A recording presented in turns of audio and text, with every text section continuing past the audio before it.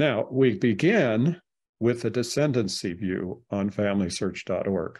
This is an option. I'm not aware of other programs that provide this option. And the reason why they don't provide the option are very simple, because they have your own family tree. This is a unified, collaborative family tree, and they simply only have the research that you particularly have done.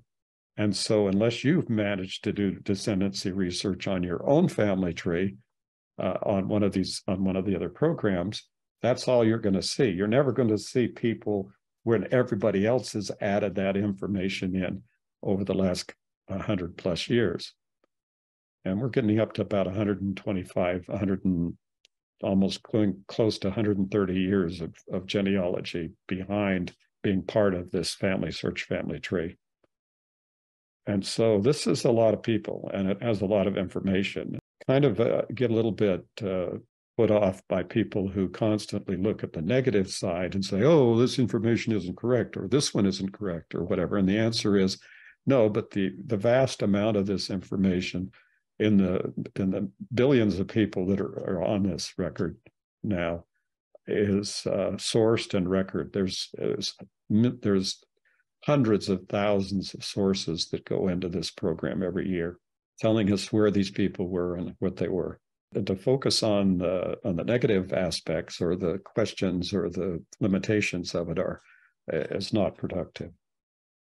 So looking for descendants is no different than looking for your ancestry. This type of research can be also viewed as filling in the blanks on your family pedigree. If you go back, traditionally, pedigrees went back on your surname.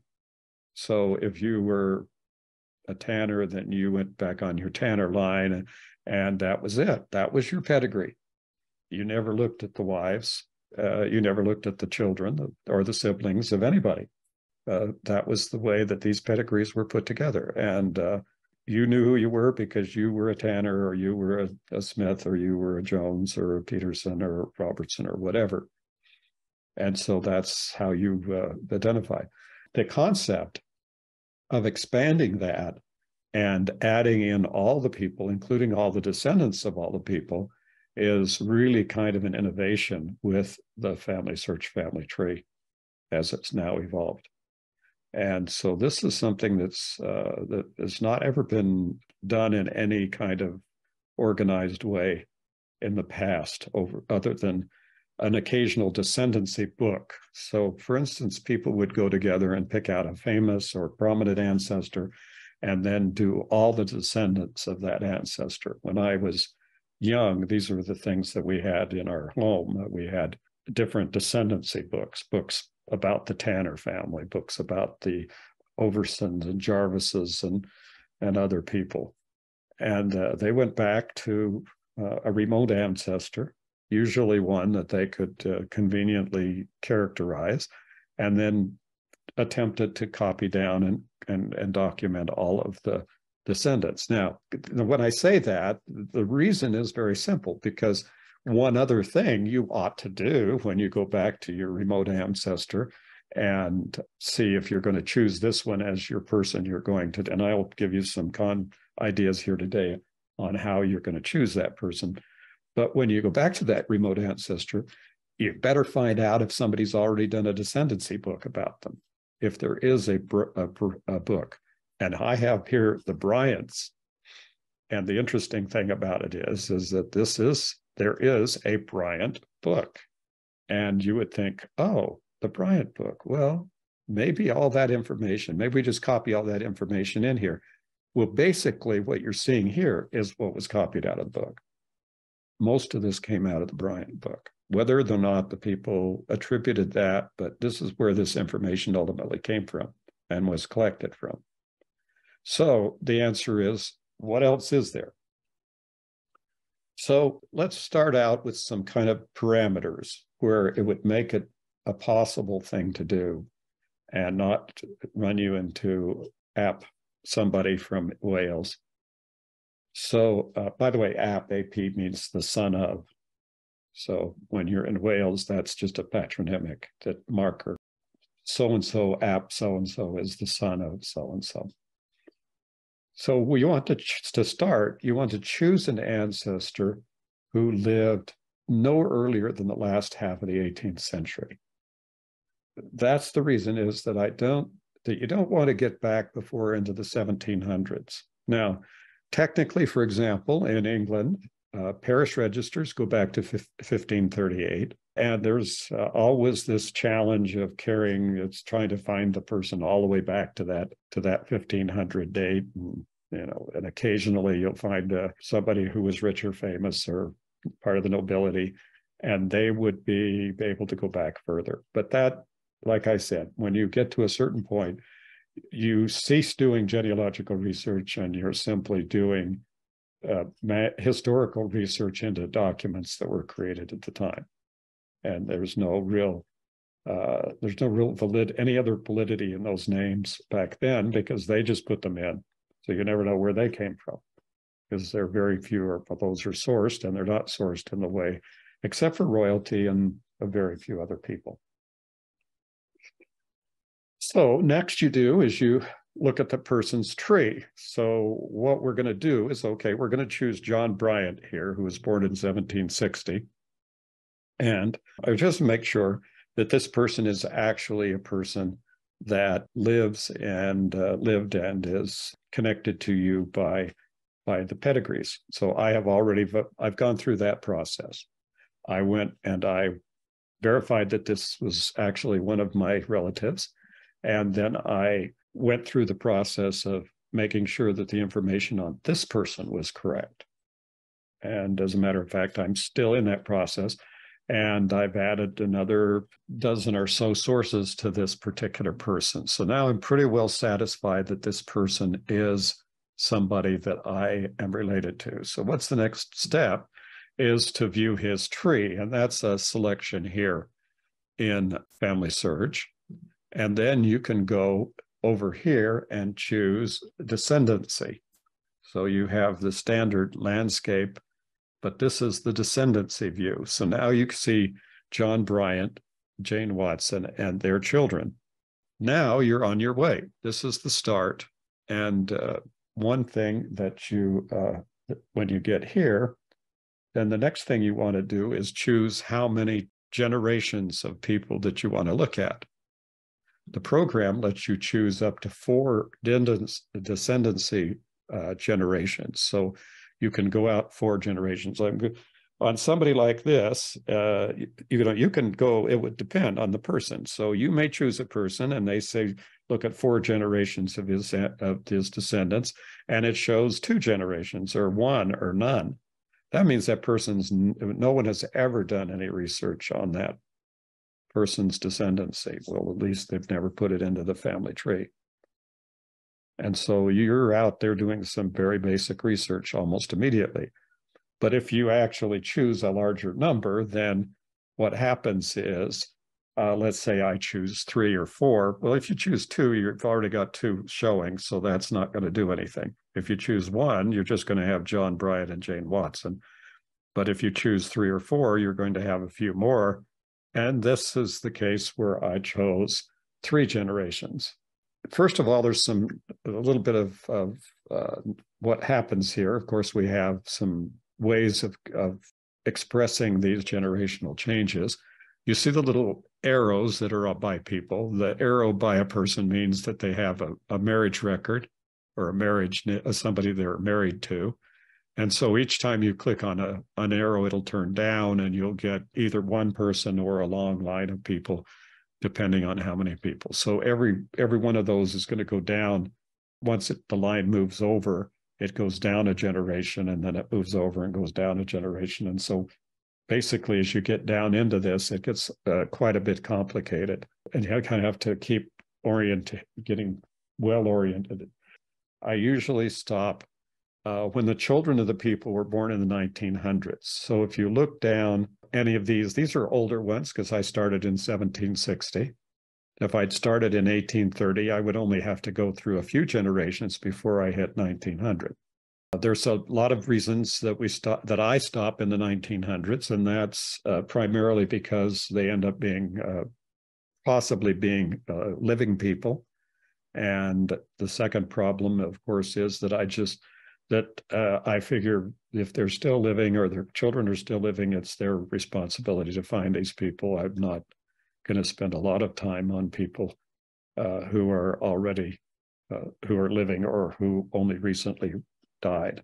You have to make these kind of judgment things. This isn't anything that I'm telling you need to do or that I do. I'm just explaining how I do it and why I would do it, because there are enough people. As you can see from just the numbers I showed you at RootStack, it would take me a long time to go through even one person's genealogy or the numbers of actual potential. When you talk about the number of ancestors going back and you get to 1,024, you have to understand that if every one of those got married, it would automatically double the number of people, and it would add another whole doubled line of ancestry. Okay, so there you're why it doubles each generation. But you're assuming that they had one child. Well, you're going to throw everything off when somebody has 10 or 12 children or has 3 wives and 25 children. And so those are the numbers that going descendancy numbers are vastly greater than the numbers of people if you go back in time. So those of us who have been doing genealogy for many, many, many years and have had ancestors in my family who have done genealogy for over 100 years, basically we are at the what you would call brick wall or end of line on almost every line. There are very few lines to go back now. I've spent the last 40 years going back on end of lines, and we extended every single one of my 6 generations lines, except about 2 into the 7th generation, and then it gets really spotty. But that just means that we have tried on every line. And so we're turned around and going back the way, just saying, let's go the other direction. So we're going down and getting all their descendants. Here's some way to start. The first one you start is with people who have few or no sources. And how do you know that? Well, FamilySearch tells you that. So if you click on there, it'll tell you, if I clicked on this Mary Bryan in 1817, and she has one source. Another way that happens is through some other things that we'll look here. So what are the other things that I would look here? I don't necessarily need to do all these people over again. In other words, I don't have to do research. If I click on find, there's a lot of information about this individual. I have no particular reason to write a biography on any one of these people. So I would just go ahead and make these kinds of distinctions. The first one here is I have a person named Henry Woodson Morgan. He lived from 1830 to 1895, 65 years, and it doesn't show that he was ever married. So the question is, did he ever get married? Now, if he did get married and it was never discovered or entered into the family tree, then I would have a marriage and another person. And then I would also have the potential that they had children. And so it's possible that this person in the family tree was married, had children and descendants, and there could be, from 1830 to the present, there could be 2,000 or 3,000 people out there that you would need to look at. So you can spend an awful long time just doing the descendancy research for one person from one remote ancestor or relative. The second thing is to look at someone who says that they were born, and this one is Woodson S. Morgan. See, the names are the names are just repeated over and over, which also is something else you have to watch out for. This is 1840, and he's deceased. Well, how long did he live? Did he die as a child? Did he die when he was 20 years old? Did he die when he was 80 years old? And if he did he ever get married? So this is really the same question as the one who doesn't show a marriage, but it adds the other problem that doesn't show when he died. This is another opportunity. It's just a way it shows you that there's an opportunity here. The third one is parents who have no children. back in that time period, that's unusual. And so it's very likely that these people had children. Now, there's another thing that's important about this. These people were people in the United States and in England, and more actually in Wales also. But these people go back so many days. Most of these people are in the United States. And it's interesting. They were born in 1819, and they died in 1893. They're in the 1850, 1860, 1870, and 1880 censuses. We're talking about 4 different census records. And if they were 1819, they were about 20 plus years in 1850. They could be there and show their parents. So there's a lot of information that's relatively accessible about people who are in this time frame. And that's another factor in choosing the names. So by focusing, if you focus on the people who have no sources and have some one of these criteria, like Jane Bryant has no sources, because FamilySearch tells you there are no sources. And then she was born in 1855, so she would be in the 1860, 1870, 1880. And if this were in England, she'd be in the 1861, 71, 81, 91 censuses.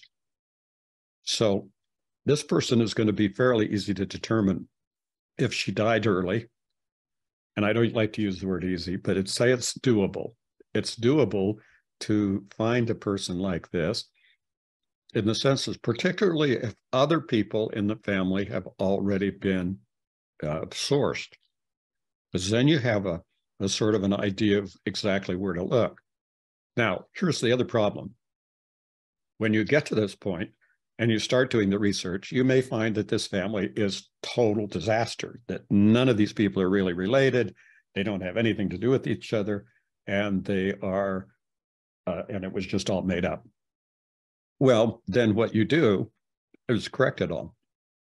So you go back up the line and start again and start correcting it until you find the correct ancestors. And of course, when you do that, you get more people. So when they have census records, to look for people who may have had children where there are census records, because that'll really help.